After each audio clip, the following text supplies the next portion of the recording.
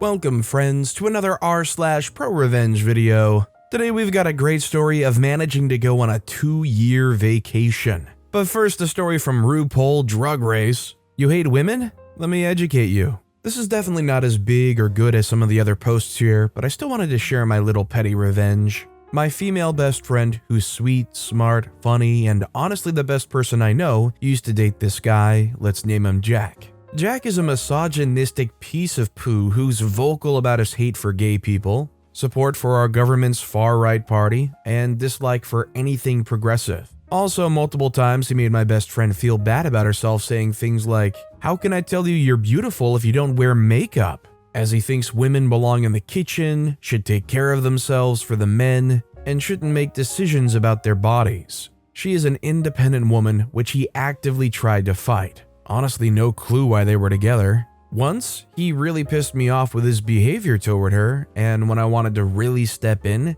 she asked me not to, which I respected. I couldn't let this go though, so I stalked him until I somehow found his email address and signed him up for newsletters for all kinds of feminist, LGBTQ+ friendly, pro-choice online magazines I could find, along with some online pamphlets against domestic violence and sexism. I think I also made a small donation to a women's power magazine in his name. So now this guy got emails addressed to him by name from more than 40 organizations thanking him for showing his support. Small revenge, but imagining him having to go through his mailbox and unsubscribe while getting more and more emails made me a tiny bit happy. Unrelated detail, she broke up with him a couple of months after, if y'all want closure. I think all the political beliefs and takes are one thing, but I just don't understand how people can be happy being with another person who actively tries to dunk on their freedoms or control what they can and can't do. Do you think too often people settle for somebody because it's just easier to? Let me know what you guys think down in the comments. Our next story is from Kayla Goody. Ignore my day off? I'll leave you all alone. So for some background, I worked at a fast food restaurant with a horrible manager I'll call Frank. Frank was the manager that was in charge of scheduling, and he sucked at it. Every one of my coworkers had a story about Frank messing up their days off, leaving them pissed and their plans up in the air. Not only that, but he had done a bunch of other stuff that ranged from being off-putting to fireable, such as calling me sweetie. I don't know if it was because I was younger than him or because I'm a woman, bagging and plating food wrong, and obviously messing up our temperature safety logs right before an audit. In my case, I can't work Wednesday ever due to a weekly obligation, and I repeatedly told Frank as much. This should have been fine since I was part-time, and the restaurant only needed me for weekends. However, when I got my schedule on week 3 of my employment, I was scheduled for Wednesday, so I called Frank. He said he would sort it out, but I ended up just losing Wednesday and Friday, other reasons for why I lost Friday. This pissed me off since I'd get paid a lot less for my next paycheck, but oh well. I chilled at home for my days off that week until schedules were released on Friday. Less than a week after I reminded Frank that I can't work Wednesday, I was scheduled for Wednesday. I decided that since he had a track record of this and I didn't actually need the money, that I'd just quit on Saturday at the beginning of my next shift. Cue petty revenge. I was scheduled for 10 a.m. on Saturday, but Frank called me up at 8 a.m. saying that he really needed help and that he was the only person working the front of house. Everything except cooking in our case. I told him that of course I can come in and I'll be there in 15 minutes. I arrived at the store with my uniform in my arms and the following conversation happened. I say, "Hey Frank, you said you needed help?" Frank says, "Yeah, I'm all alone today and need some extra help." Remember, Frank is the guy that makes the schedules, meaning this is his own darn fault. I say, "Sorry Frank, but I can't clock in today. I'm quitting." Frank says, "What?" I say, "I'm quitting." Frank proceeded to angrily mumble about how I wasted his time and I was going to get a promotion, get out of my training period, that he kept dangling over my head and moving back the deadline for. I gave him my shirt and walked away, feeling proud of myself for finally dealing with Frank and getting a little petty revenge while I was at it. I love that little extra wrinkle at the end there OP mentioned where Frank was dangling this training period over OP's head. I'm imagining getting out of the training period gives you some extra securities and maybe a raise? If you already didn't like Frank enough, hearing that they weaponized the training period as a way of controlling employees or motivating them or keeping them always on edge, I think Frank deserves a lot less. Our next story is from No Interaction 210. Won't put my cup into the dishwasher? Have fun drinking hot coffee from water glasses? I've never had anything to post here until today. I usually let things go. I, 25-year-old female, am a semi-new college grad still living at home. I know, but having graduated last year during COVID, along with over $100,000 in student loans, frighteningly American middle class, my options are limited. I worked January to April before losing my job. I'm fortunate to be rehired quickly, but my start date kept being pushed back. I start Monday. I live with my mother and stepdad. I don't pay rent. However, I do 95% of the grocery shopping with my savings and all of the cooking. I was able to save quite a bit while working. I also chauffeur and help my mom at her volunteer job, a daycare, along with whatever else needs to be done. That includes any bills that I'm able to pay. My stepdad and mother are both retired. I used to be the house dishwasher through my childhood. I was retired due to being away at college and my stepdad retiring. When I was on dish duty, they showed me no mercy or empathy. They would purposely leave dishes in an empty sink, even if the dishwasher was empty. They would prepare themselves Sunday brunch or dinner, and yes, only themselves. Of course, they do this even more now that I'm grown, and leave me with the aftermath. If I had the audacity to be too sick to move, they would let days worth of dishes pile up, and then coldly tell me that they don't get any days off from their job, both teachers with tenure. The person who did dishes was in charge of cleaning the entire kitchen, at least how it was for me as a kid. My step-parent also has the lovely habit, both when I was working and now, of taking out dirty dishes I placed into the dishwasher on the counter, still dirty, or not putting them in when he would put the dirty dishes in, leaving them again on the counter or in the sink dirty. This includes my work water bottle and lunch containers. When I confront him, my mother always defends him, saying that if I want them clean, then I should put them in myself or I should do the dishes. I have a ton of stories of all the abusive behaviors of these two, way more serious than this, but alas, this isn't the sub for it. This is after working 12 plus overnight shifts. I repeat, the person who did dishes was in charge of cleaning the entire kitchen, at least how it was for me as a kid. So, anyway, cut to this last week. My stepdad, who's now in charge of keeping the kitchen clean, he's made sure to make up anything and everything to do except the dishes. This includes, but not limited to, half power washing the house, yes, I'm not kidding, and sitting and watching TV in the dark most of the day. My mother has the daycare part-time, comes back and chills for the rest of the day. Fair, kids can be rough. I've had pre-employment engagements, dealing with a sick niece and sister, along with trying to enjoy my last bit of freedom before returning to grind. The dishes in the washer haven't been put away, been in there for days, and therefore, the dishes in the sink start piling up in and around the sink. There are no clean forks, spoons, or bowls in our house. I finally got fed up because I need my work cup for Monday, so I did the dishes. But only my dishes. I ran a full load. I can be mad, but I won't waste water, with only the things I needed. Bowls, forks, my cups and lunch containers, but nothing else. There isn't a clean mug in this house for days. And the step-parent is an avid drinker. Just me. I left anything I didn't feel like fitting in and around the sink untouched, crusty and abandoned. I can't wait for them to notice when they have their evening hot drinks. I can tell they're feeling smug hearing the dishwasher on. I'm just following directions, right? Honestly, I feel like most people would want to do the same thing here. To me, fair is fair, and if you're not going to do your fair share and force me to keep doing it over and over, I'll just make sure I got me, and that'll be that.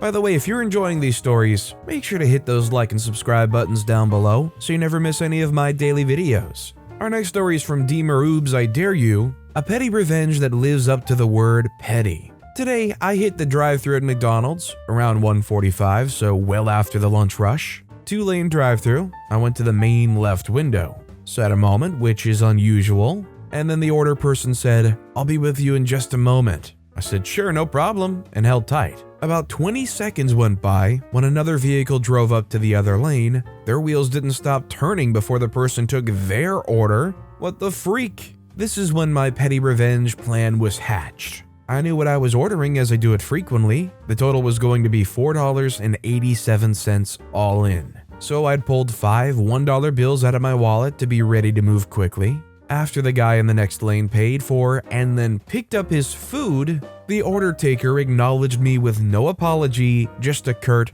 "What would you like?" I ordered respectfully but with neutral emotion, drove up to the first window, on the way, stuffing 4 of the 5 $1 bills in my center console, visible, and as I stopped, I put my car in park and just said, "Just 1 minute," while I counted out mainly nickels, but a few dimes, and then a whole lot of pennies to come up with $3.87, and a giant pile of change to add to my $1. I made sure to pick up and move the 4 $1 bills in the console looking for coins. I put the dollar in their hand first, then poured the change on top and said, "It should all be there. I don't need a receipt." Note, it was all there. I took quite a long time counting and recounting to make sure, and drove up to the pickup window. Now that is petty revenge. Of note, the person who handed me my food at window 2 made up for my trip. She was chipper, smile on her face, and she said, "Enjoy your weekend." Some are keepers, some not so much.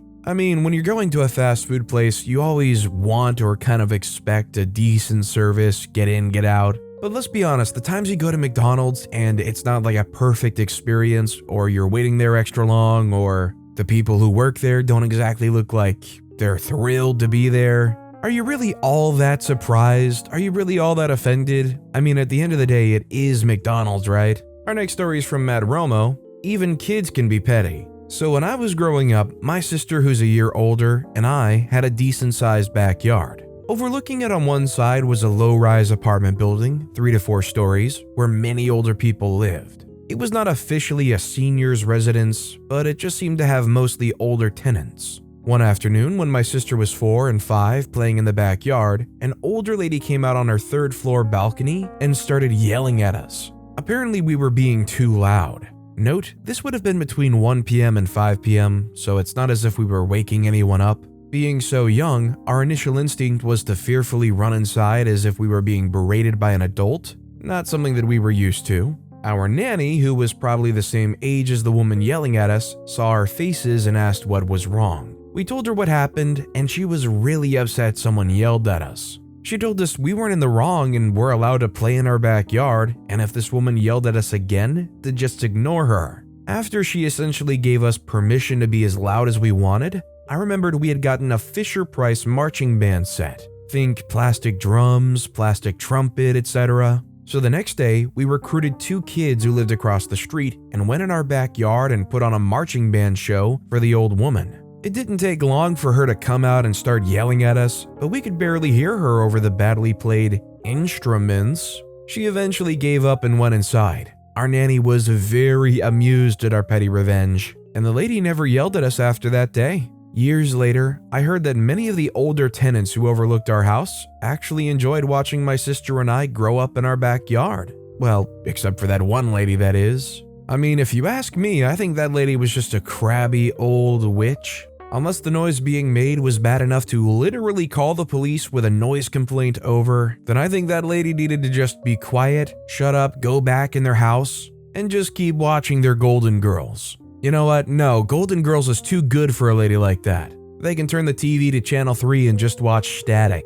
Our next story is from CoolAd9812, Omega-3 capsules for crappy brother. Growing up, brother and I didn't always have a good relationship. At some points, it was pretty bad. My dad loves us equally, but to my mom, he was her favorite child. So with that, he could get away with stuff like stealing my savings, my stuff, and stuff that older brothers do sometimes. He would never get in trouble. We used to share a room when we were kids. It was pretty big, but since he was becoming a teenager and he needed more privacy, my mom had the amazing idea to split the room in half with a fake concrete wall. Guess who stayed on the side that had no windows and no AC? Yeah, me. I didn't really have much resentment towards my brother. To my mom, on the other hand, it's another whole story. But yeah, on my 15th birthday, my uncle gifted me an iPad. I was so happy. That was exactly what I wanted. It was the newest one. I loved it. One time, my brother broke his cell phone, and he asked me if I could borrow my iPad to watch videos in 9gag since he didn't have a cell phone, just when I was asleep,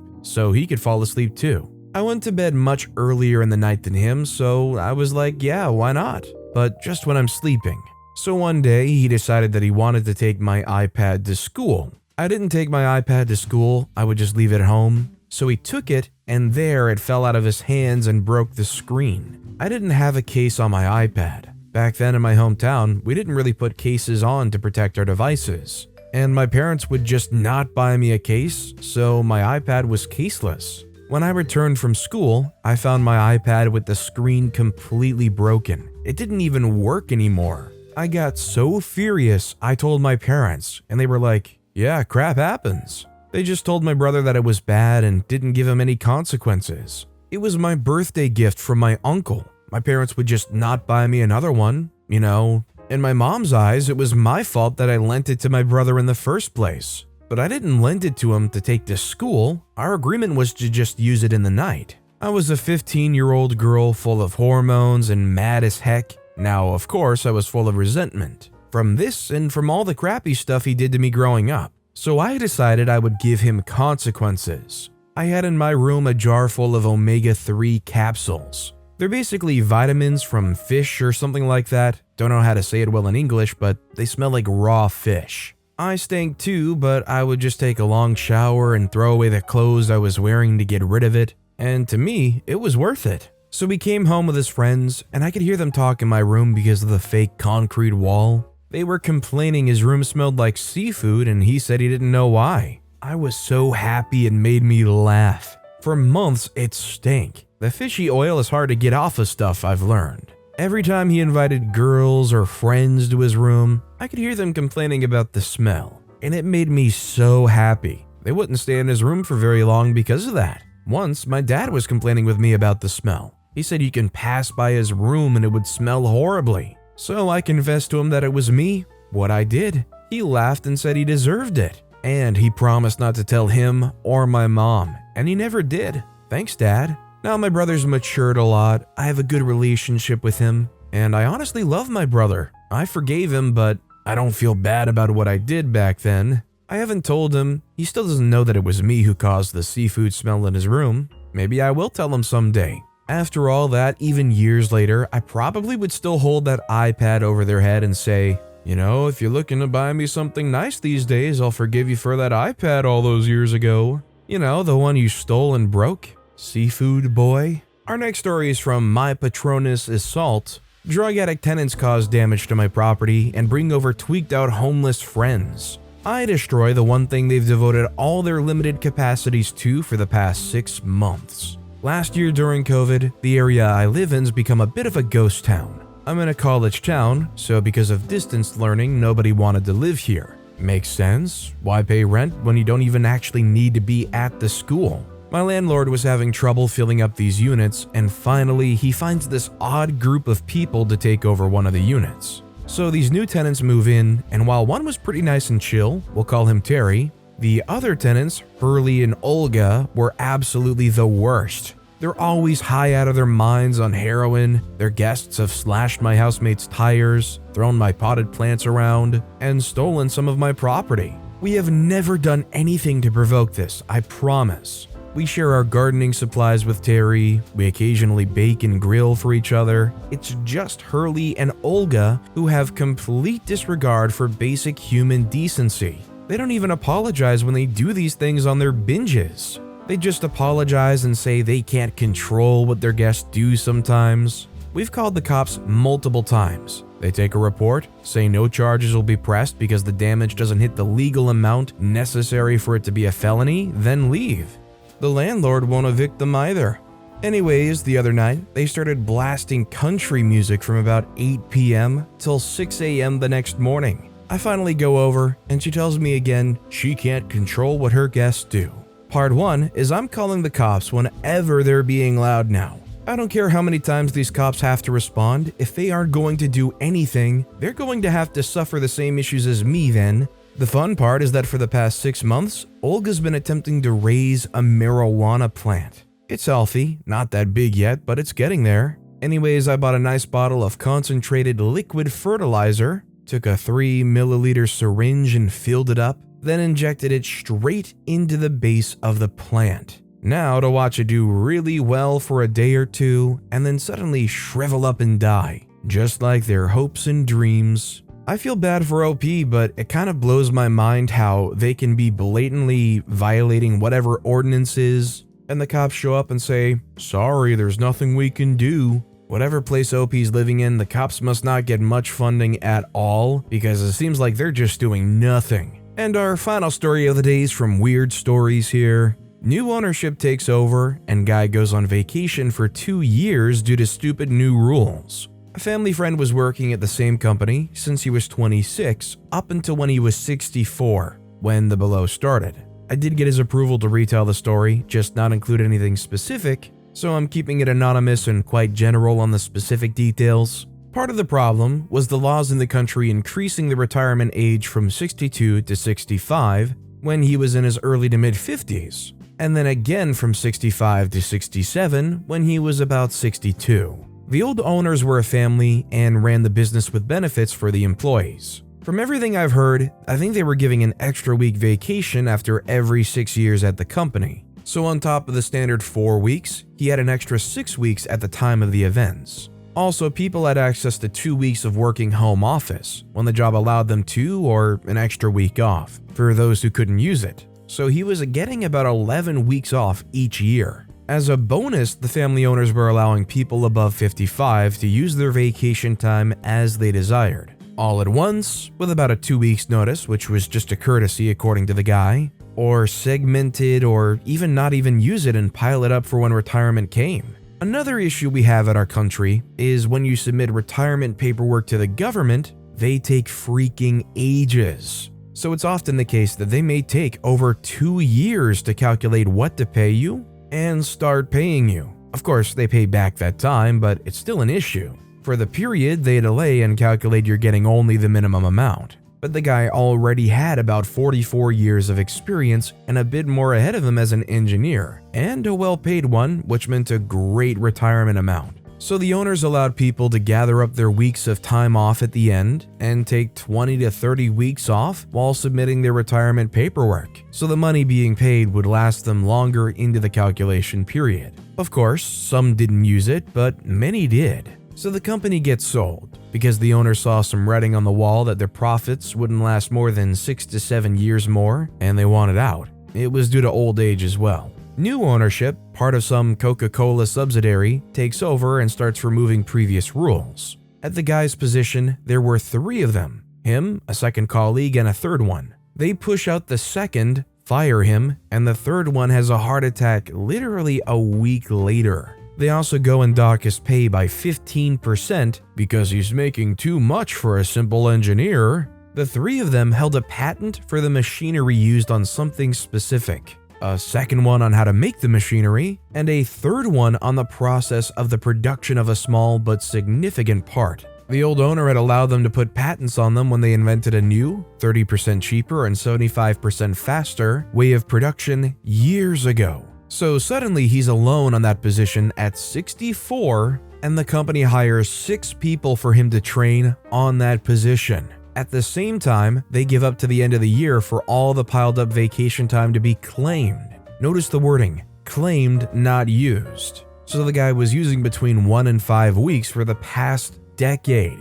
He had gathered 87 weeks of time off, including the current year, but they hadn't looked at specific cases apparently. So they get him the 6 new people to train, and they tell him that he needs to have them trained in 6 months. He still has 2.3 to 2.5 years until retirement. So he just goes and takes 87 weeks of vacation time with a 3 hours notice on a Friday evening starting the upcoming Monday. Still no advance notification is required. They don't pay attention on it until the next Thursday when the CEO notices the 6 people sitting around all day and nobody training them. The phone calls start, then emails, then letters get added to the mix, then home visits by low-ranking secretaries and such to deliver the letters, then management visiting his home. By week 7, the CEO had visited 3 times, but the door hasn't been opened once. His mother-in-law lives literally across the street, old woman, and him and his wife are taking care of her,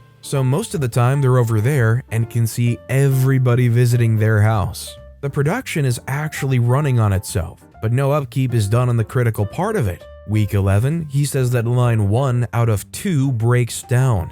They start visiting his house 3 to 4 times a day. 2 weeks later, the second line breaks down. He obviously had a lot of friends inside and is getting constant updates. At that point, they only have 4 weeks of backstock to keep the rest of production running. It's December, right before Christmas, and he goes in during week 13. He says he needs to take some things from his locker room, and the CEO starts yelling at him. "You are stopping your time off right now. You are coming back to work to fix everything up." So he offers to come back for 3 days under an agreement that the entire week will be returned to him for use for time off. The CEO reluctantly agrees and tries to push him also for the training. No budging, only fix things up and go on vacation again. By Saturday, everything's fixed up, and he even leaves a couple of basic instructions on what needs greasing every week. And he's off again. A few weeks pass, New Year's come around again, and a line is broken again. He gets called back, and the CEO pretends like the previous deal will be used again. He goes in for 2 days, fixes everything, explains a couple more things to the team of 6, who by now have other duties not to be sitting around all day, and when he's about to leave, the CEO says, "Tomorrow at 8 a.m. The guy says, "What?" And the CEO explains, "You could claim your time off by the end of last year. You just ended your claimed time off, so you're losing the remaining 69 weeks. The guy is furious, and he goes straight and reports the company to workers' rights. They're actually dumbfounded by the time off he's amounted, and the lady serving him calls her colleagues to listen in. They laugh their butts off by his story, and they actually issue a verdict the next day. It usually takes weeks, but apparently they had too much fun with this one.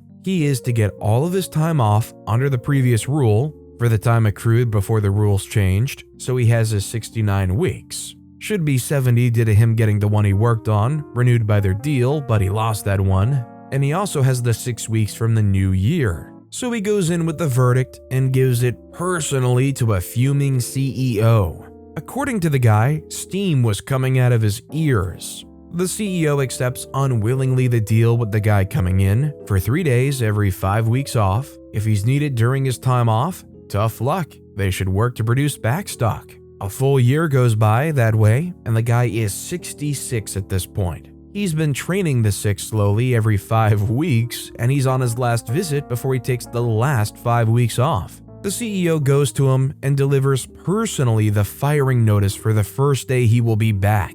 He plays shocked and leaves for another 5 weeks. This one is a problem, because if you apply for retirement, even with half a year early or less, you're losing significantly more than just that small period. And he has about 10 months ahead of him for retirement. His last 5 weeks expire and he goes in to gather his stuff. Only a coffee cup was remaining. He knew this was coming and he'd taken everything over time. He gets an extremely big payout for the firing with no cause. The next day, he sends a cease and desist letter to the company for the use of his 3 patents. He had talked with the fired guy, who had agreed with this revenge plan. He'd also talked with the widow of the now dead friend and colleague as well, and had both of them on board. He'd been supporting actually the widow, but he didn't say anything to anyone. I found out very recently from the other guy about it. So now the company has to stop using those machines and the method with 0 notice. All the competitors have found and built their own patented own versions of the same, and if they don't find a solution, it's going to cost 40% more and take double the time to produce the same part of the procedure of the production.